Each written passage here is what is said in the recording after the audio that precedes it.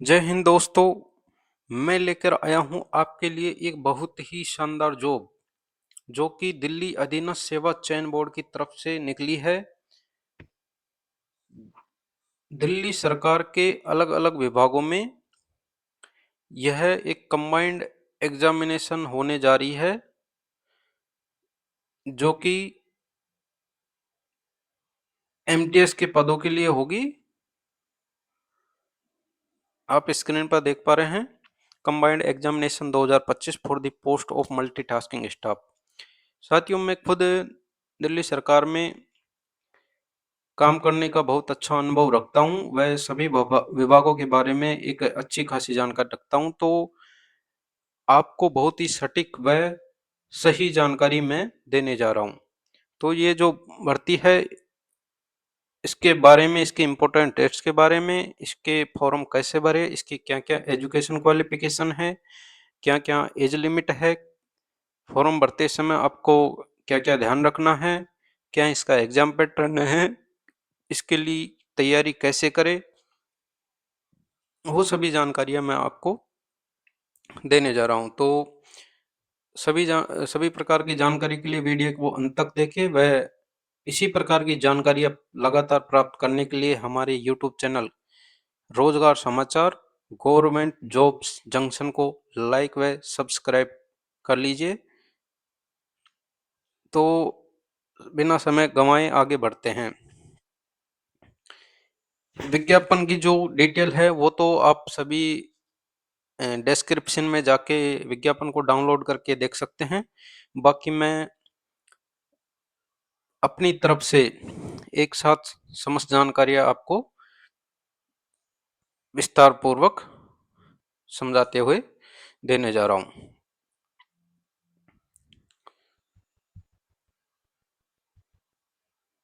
तो आ जाइए, बात करें पोस्ट के बारे में। तो यह पोस्ट है एमटीएस की।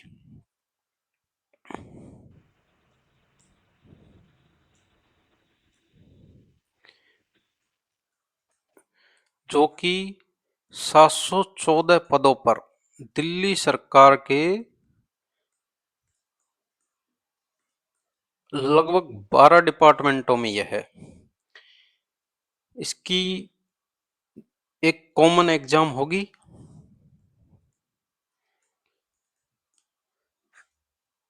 उसके बाद में आपसे ई डोजियर भरवाए जाएंगे। उसके साथ आपसे पोस्ट प्रेफरेंस भरवाई जाएगी। उसके आधार पे आपको डिपार्टमेंट अलॉट किया जाएगा। अगर हम बात करें इसके एजुकेशन क्वालिफिकेशन की, तो अगर आप 10th पास है या इक्विवेलेंट है तो ये फॉर्म आप भर सकते हैं।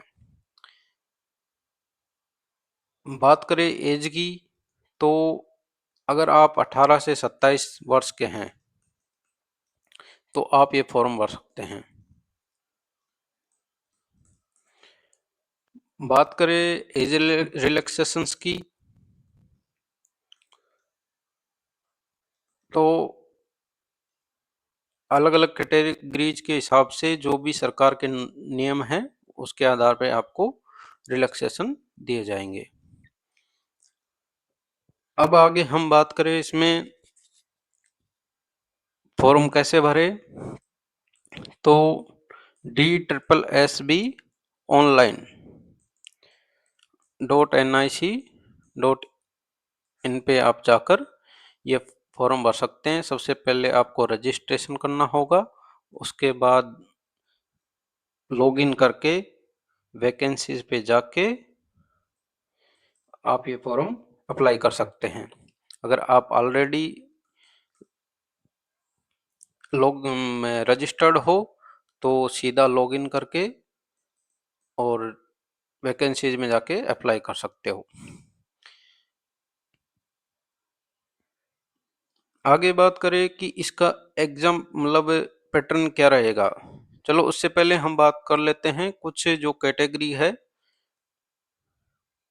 उनको कुछ चीज़ों का ध्यान रखना है। स्पेशली ओबीसी व ईडब्ल्यूएस के लिए। तो ओबीसी के जो कैंडिडेट है उनको ध्यान रखना है कि अगर आपके पास दिल्ली गवर्नमेंट द्वारा जारी कास्ट सर्टिफिकेट है तो ही आप ओबीसी में काउंट होंगे। अगर बाहर के आप ओबीसी हो तो आप यूआर में अप्लाई करना, अन्यथा आपका जो फॉर्म है वो इनवैलिड माना जाएगा और बाद में कैटेगरी चेंज करने का कोई ऑप्शन नहीं दिया जाएगा। ईडब्ल्यूएस कैटेगरी को ध्यान रखना है, आपको 2024-25 के फाइनेंशियल ईयर है उसके आधार पे कैटेगरी सर्टिफिकेट जो है बना होना चाहिए और 2025-26 के लिए वैलिड होना चाहिए। बात करें एससी कैटेगरी की तो आप अगर दिल्ली के एससी है तभी एससी में अप्लाई करना, अन्यथा आप यूआर में अप्लाई करना बाहर के। एसटी कैटेगरी के जो कैंडिडेट है वो कहीं के भी हो वो एसटी में ही काउंट किए जाएंगे। तो इन जो कैटेगरीज को फॉर्म भरते समय इन चीज़ों का ध्यान रखना चाहिए, क्योंकि कई बार कैंडिडेट फॉर्म भर देते हैं और बाद में उनको समस्याओं का सामना करना पड़ता है। आगे हम बात करेंगे इसका, मतलब इसमें एक चीज़ और है, जो दिल्ली गवर्नमेंट के कॉन्ट्रेक्चुअल कर्मचारी है उसके बारे में इस ऑफिस मेमोरेंडम में जो भी कंडीशंस दे रखी है उसके आधार पर उनको एज रिलैक्सेशन मिलेगा, तो इसको डाउनलोड करके आप देख लेना। अब मैं बात करूंगा इस पोस्ट का जो सबसे मेन चीज है, ये जॉब बेहतर कैसे है। तो ये एसएससी एमटीएस जैसी ही जॉब है, ठीक है। दूसरा सबसे बड़ा इसका फायदा है परमानेंट दिल्ली का।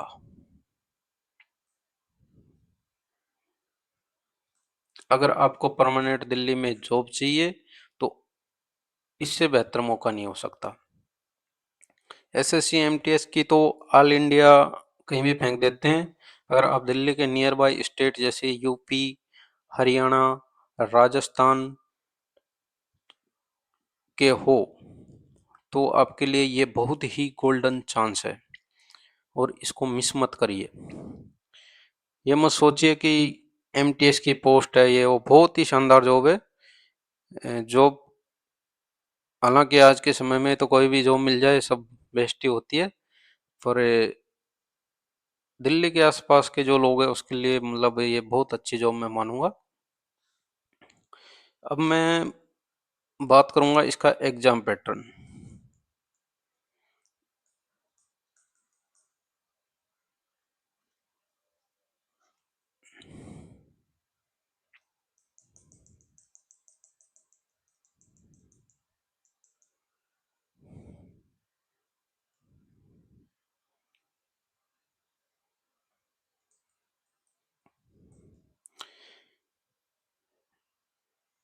एग्जाम पैटर्न इसमें 200 एमसीक्यू होंगे, जो कि 40-40 नंबर के अलग अलग सब्जेक्ट्स में डिवाइड होंगे। जैसे जो मैथ्स है, रीजनिंग है, फिर आपका जो जनरल अवेयरनेस है, जनरल हिंदी है और जनरल इंग्लिश।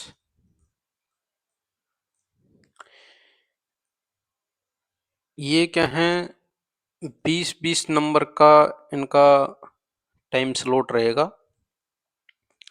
एक एक स्लॉट पूरा होने के बाद आपको उसको सबमिट करना होगा, वह अगले पे जाना पड़ेगा। ध्यान रखें, एक बार सबमिट करने के बाद वापस आप उन क्वेश्चन को नहीं खोल पाएंगे, तो जो भी क्वेश्चन करना है वो एक ही साथ कर लेना, वह आगे बढ़ते रहना। अब इसकी तैयारी कैसे करें, तो DSSP की जो वेबसाइट है उस पे प्रीवियस ईयर पेपर अपलोड कर रखे हैं, उनको डाउनलोड करना। हालांकि मैं डिस्क्रिप्शन में दे दूंगा उसका लिंक। उसके आधार पर पैटर्न को समझना। और एक बुक आती है, वो आती है किरण की, जिसमें किरण पब्लिकेशन की, उसमें जो DSSP के पुराने सभी एग्जाम्स है उनका मॉडल पेपर दे रखे हैं, तो उसको भी आप परचेज कर सकते हैं। अन्यथा हाँ, उसमें ये सॉल्यूशन सहित मिल जाएंगे और इसमें आपको खुद सॉल्यूशन करना पड़ेगा, जो मैं डिस्क्रिप्शन में प्रीवियस ईयर के मॉडल पेपर्स अपलोड करूंगा।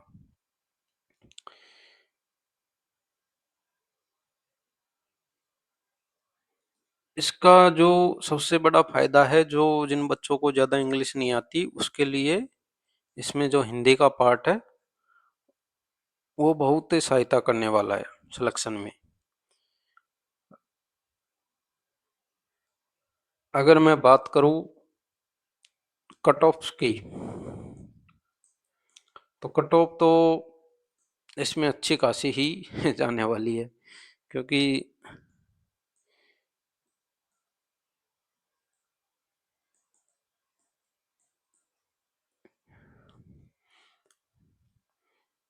दिल्ली में ही ज़्यादातर SSC की जो तैयारी करने वाले रहते हैं आसपास में के, और जो SSC MTS के हाल है वही हाल इसके होने वाले हैं। हाँ, यह है, इसमें ST कैटेगरी को अच्छे बेनिफिट है और OBC को भी है, क्योंकि सिर्फ दिल्ली के OBC को ही OBC में काउंट किया जाएगा। SC को भी फायदा है, क्योंकि सिर्फ दिल्ली की SC को ही SC में काउंट किया जाएगा। ST कैटेगरी को फायदा यह है कि बाहर की ST दिल्ली को इतना प्रेफरेंस नहीं देती है, और आसपास के जो स्टेट है जैसे हरियाणा, यूपी, इनमें इतनी ST की कैटेगरी है नहीं। हाँ, सबसे ज़्यादा जो कंपटीशन रहने वाला है जनरल में, क्योंकि जनरल में तो फिर सभी आ जाएंगे और आसपास के स्टेट के जो OBC SC हैं वो भी इसमें आ जाएंगे। EWS का भी कट ऑफ कम ही रहेगा, ज़्यादा नहीं रहेगा। तो आपने इस वीडियो में समस्त जानकारी आप जान ली है। अगर और किसी प्रकार की जानकारी चाहिए तो इस वीडियो के लिंक में अपना कमेंट कर दीजिए, और मैं उसका जो डिटेल रिप्लाई आपको दे दूंगा। धन्यवाद। नमस्कार।